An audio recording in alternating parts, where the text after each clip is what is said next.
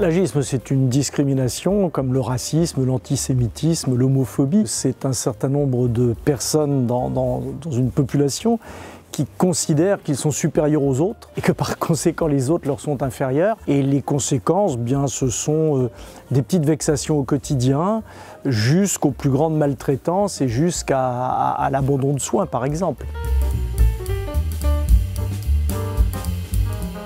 Comme dans toutes les discriminations, les personnes discriminées sont maltraitées ou en tout cas pas bien traitées par la société quand la société pratique cette discrimination. Une des grandes différences entre l'agisme et les autres discriminations, c'est que l'agisme n'est pas repéré dans la société française.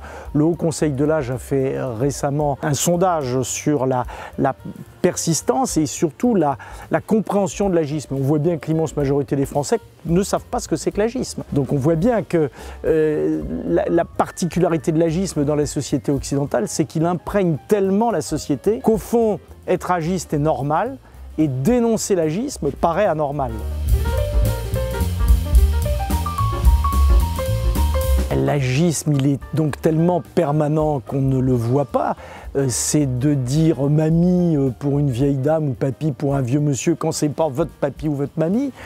C'est de dire les vieux, ils ont qu'à faire leurs courses entre 10h et 17h quand les plus jeunes ne sont pas dans les magasins parce qu'ils dérangent. C'est de râler contre une vieille personne qui traverse dans les passages piétons parce qu'elle ne va pas assez vite. C'est plus généralement avoir un vocabulaire dévalorisant.